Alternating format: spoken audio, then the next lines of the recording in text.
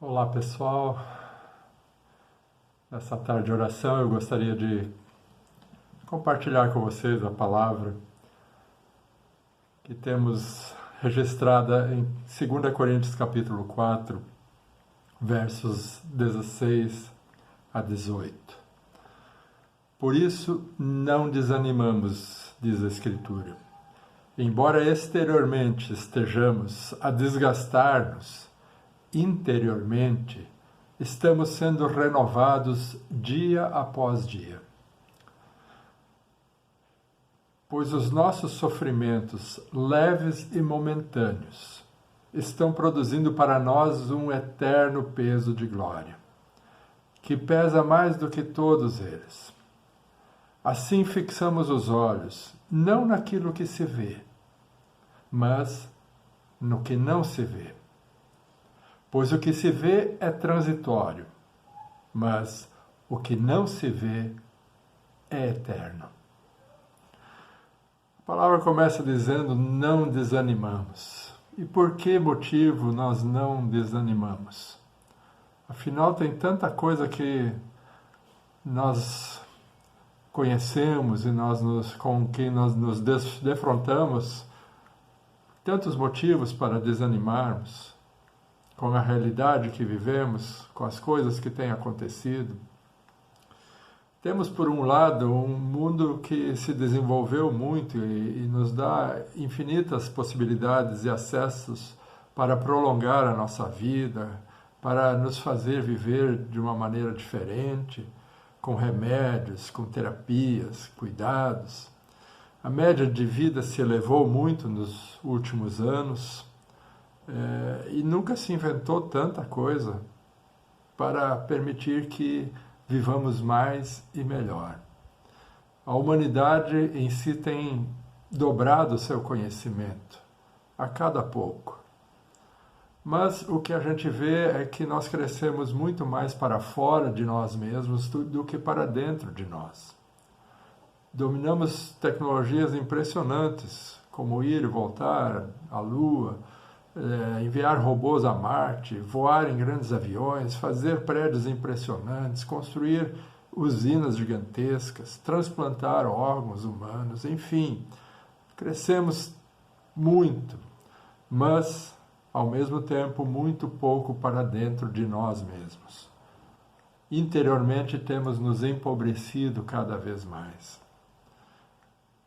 Querer viver mais é um desejo que Deus colocou em nosso coração. O desejo de viver é um dom de Deus, um presente.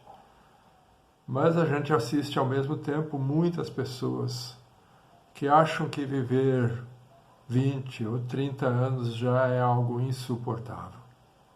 Estava pesquisando no site de dados da Worldometers até o dia de ontem. Só neste ano, cerca de 300 mil pessoas já tiraram a sua própria vida no mundo. Quase 12 milhões de abortos no mundo. Só em 2021. É incrível, né? Me parece que para quem não tem amigos, para aquelas pessoas que vivem em solidão, ou que estão num conflito desgraçado na sua família, na sua casa, ou doentes, que sofrem violência, que não têm nenhuma perspectiva de emprego, viver se torna um suplício. Viver 100 anos ou mais seria um permanente inferno. Parece que o preço pago pelo excesso de trabalho, pela falta de tempo com a família, com os amigos, tem sido muito alto. E tem gerado uma grande pobreza de alma, de caráter e de espírito, fazendo com que as pessoas estejam cada vez mais vazias, se agarrando às coisas transitórias desta vida, aquelas coisas que não podem lhes dar paz, uma permanente alegria ou uma esperança mais profunda que tanto desejamos. Claro que a questão não se resolve em ignorar o que acontece à nossa volta. Precisamos nos envolver com este mundo, estarmos informados participarmos ativamente de decisões da vida em sociedade, sim.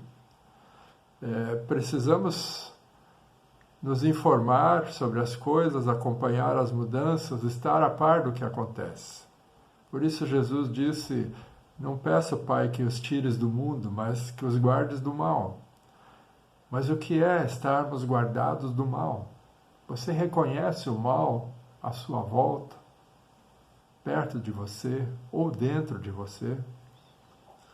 Então a questão não é tanto o quanto vamos viver, se 50, 70 ou 100 anos ou mais, mas como vamos viver? Como vamos viver esse tempo de vida que Deus nos conceder? O fato é que nós podemos decidir viver bem. E viver bem é uma questão basicamente de decisão pessoal, que independe da nossa condição social, da nossa etnia, da cor da pele, da riqueza ou da pobreza. Porque, acima de tudo, viver bem é viver com Deus. Viver bem não é uma questão de acúmulo de bens ou de conhecimento, mas é viver com Deus. Tem muitas pessoas com muito estudo, com um imenso conhecimento, mas que não têm nenhuma sabedoria. São de uma pobreza de caráter sem tamanho. Os seus relacionamentos são pífios, são pobres. Por outro lado, a gente vê pessoas muito simples, de pouco estudo, mas de enorme sabedoria. O que é expresso nos seus relacionamentos, que são ricos, são profundos, são bonitos. E todos nós podemos ser sábios assim, pois o sábio é aquele que aprende a atentar para a finitude da sua vida, para a fragilidade de todas as coisas, para a transitoriedade das coisas que cercam a nossa vida. E aprende então a equilibrar o aqui e agora com a vida que há de vir. É isto que fala o nosso texto. Precisamos aprender a olhar para as coisas que não se veem e equilibrar elas com as coisas que se veem. Porque aí nos tornamos livres, leves, soltos, para uma vida que não se baseia em cosméticos, em cirurgias plásticas ou na vaidade das aparências. E mesmo que o exterior vá se desgastando, o interior ficará cada vez mais belo. Tal pessoa aprende a aceitar e a ver a beleza nas diversas estações da vida humana e a considerar a vida na grandeza da eternidade para a qual ela foi criada. Por isso, seu foco e direção, sua vida tem um alvo claro. Não é o modismo do momento. O alvo é o porto seguro para o qual Deus está nos conduzindo. E ao olhar para este alvo, colocamos Deus em primeiro lugar e o próximo também para dentro da nossa existência. Por isso, meus amados irmãos, é sábio aquele que constrói uma grandeza interior, fruto da presença de Deus em sua vida. Por isso, a palavra do Senhor nos diz que, mesmo com as tribulações exteriores, mesmo com as dificuldades, com o desgaste do nosso corpo provocado pelo tempo, com a idade que avança, o espírito de cada um de nós se aformoseia, fica cada vez mais belo, mais forte, inquebrantável. Uma beleza interior que começa a cativar as pessoas, porque ela não é determinada pelas circunstâncias, sejam elas boas ou ruins. Ela é determinada pela fé e pela presença de Deus em nós, pela confiança nas suas promessas. Nossos olhos não estão mais fixos naquilo que vem, mas naquilo que não vem. Por isso, nós não nos baseamos apenas nos olhos naturais, mas andamos pelos olhos da fé, pelos olhos do coração. E esta sabedoria que precisamos ensinar aos jovens, que precisamos delegar a outras pessoas, a presença da fé e da esperança apesar das circunstâncias, cria em nós valores profundos que trazem sentido para a vida, que não nos deixam desanimar e desistir dela.